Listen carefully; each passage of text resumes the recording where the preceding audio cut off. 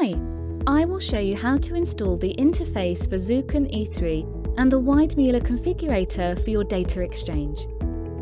Therefore, we open the Weidmüller Configurator and select Zuken E3. The Plugin Setup button allows you to register and unregister the interface without administrator rights. For the installation, we confirm Register Plugin for E3 series. All further updates of the interface will be done automatically. Now we open Zuken E3 series and we can see the Weidmüller Configurator Exchange icons. Install the Weidmüller Configurator and benefit from the interface in your daily work. Thank you for watching.